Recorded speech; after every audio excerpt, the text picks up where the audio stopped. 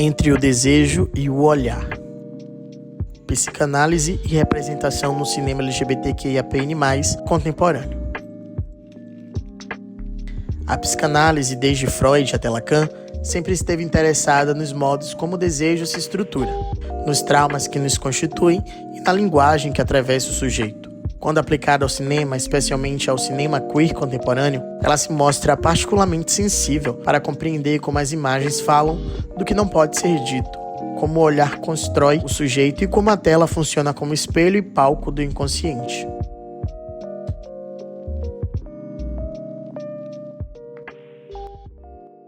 Please do not be alarmed, remain calm. Do not attempt to leave the dance floor.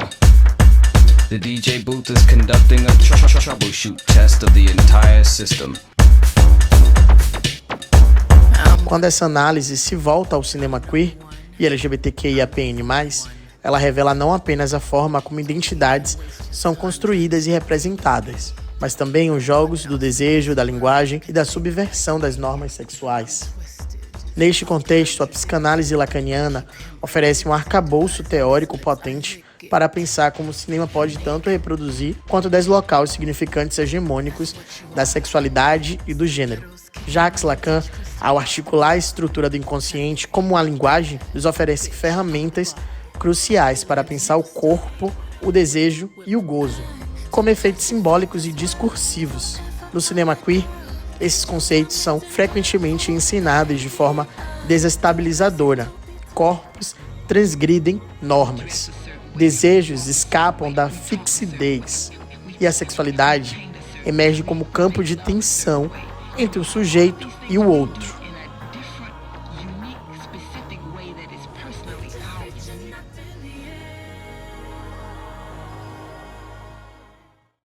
Central em Lacan é fundamental para compreender personagens queer, que habitam a borda da normatividade.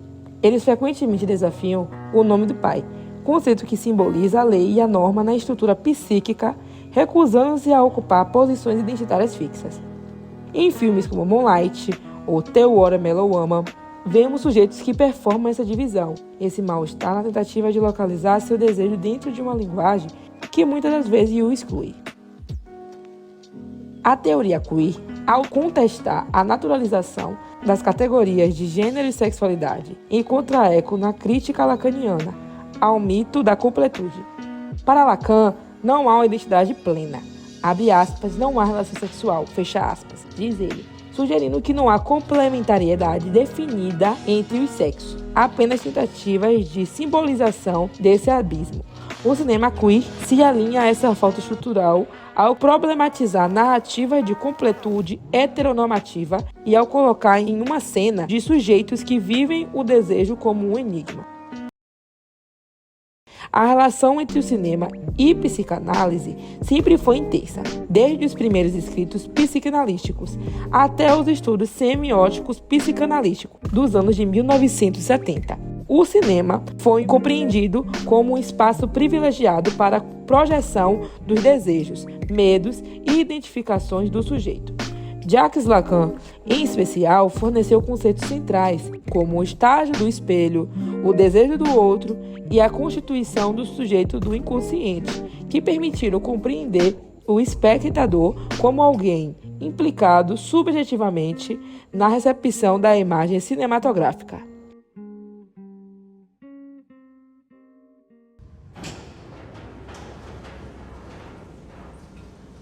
Je suis Coriangelis Brown e dans ce film, je serai l'Orlando de Virginia Woolf. A teoria do cinema queer, conforme desenvolvida por autores como Teresa de Lauretis, Judith Butler, Chris Strayer e Richard Dyer, buscou justamente desestabilizar as convenções normativas sobre o olhar, o desejo e a identidade de gênero. Segundo Robert Stan, essa teoria questionou a natureza essencialista das categorias de gênero e sexualidade, oferecendo uma visão construtivista em que identidade e desejo são performativos e múltiplos. Essa leitura queer problematiza, inclusive, os próprios alicerces da psicanálise tradicional, acusando-a de sustentar a heterossexualidade compulsória e de marginalizar sujeitos dissidentes.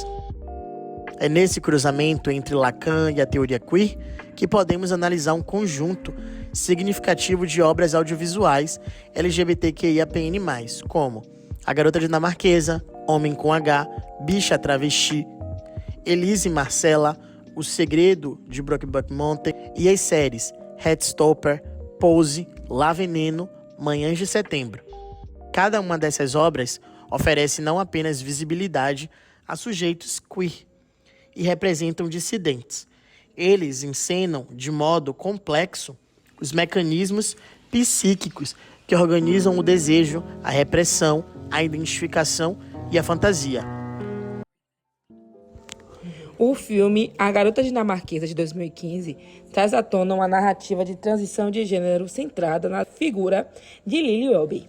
A trajetória da personagem pode ser lida à luz do estágio do espelho lacaniano, onde o sujeito se constitui a partir de uma imagem externa que organiza sua percepção fragmentada de si.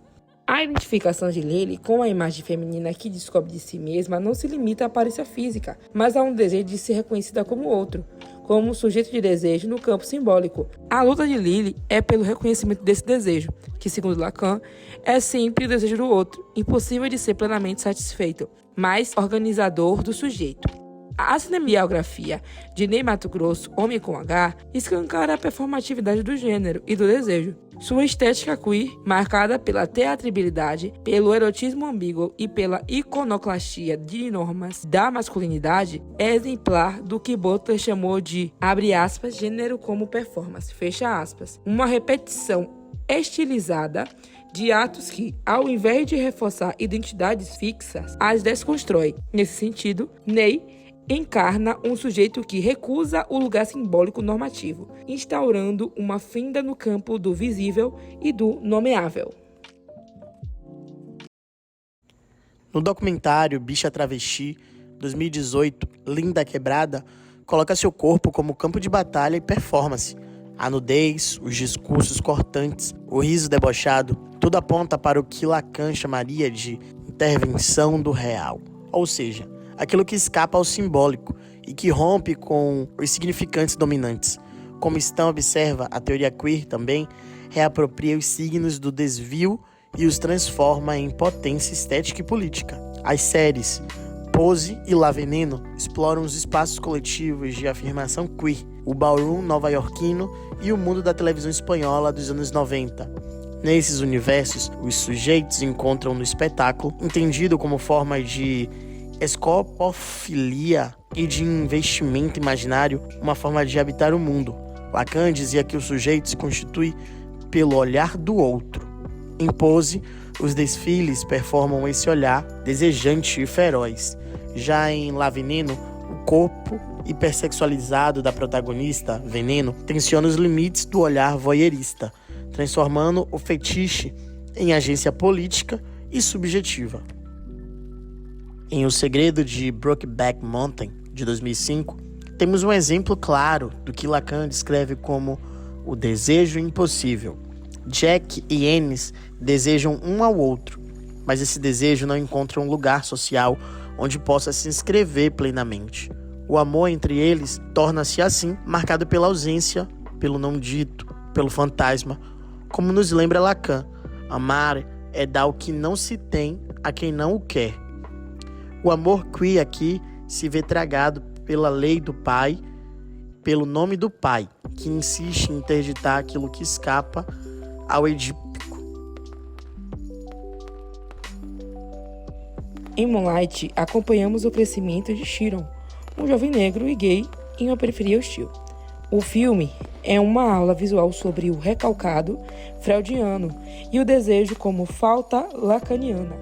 A estrutura, em 3 atos, infância, adolescência e vida adulta, traça a trajetória de um sujeito dividido entre o que sente e o que pode mostrar, entre o que deseja e o que deve esconder.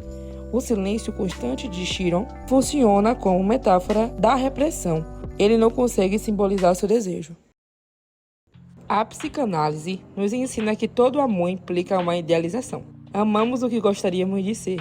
No filme O romance funciona como uma projeção de um desejo conciliado entre política e afeto, algo que o real muitas vezes frustra. Trata-se de uma fantasia que oferece alívio simbólico, mas que também aponta para a ausência. Não é por acaso que os conflitos do filme sempre retomam como sintomas, no medo, na ansiedade e na dúvida. Lacan nos lembra que o desejo do sujeito é o desejo do outro, e é precisamente a ausência de um outro acolhedor, familiar, social e cultural que condena Chiron ao sofrimento psíquico. O filme é também uma crítica ao modo como a masculinidade normativa castra o afeto e impede o florescimento subjetivo.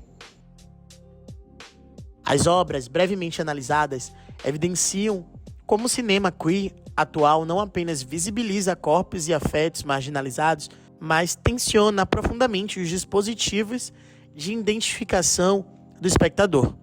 A psicanálise lacaniana, com sua ênfase na linguagem, na imagem e no desejo, continua sendo uma lente potente para analisar esses deslocamentos, ainda que precise ser reinterpretada à luz das críticas formuladas pela teoria queer. Como aponta Robert Stan, o desafio não é apenas criar novas imagens positivas, mas construir um espaço discursivo e simbólico em que as identidades dissidentes possam existir de forma complexa, plural e afetiva. Nesse sentido, o cinema queer não apenas representa identidades, mas funda novas possibilidades de ser e de desejar.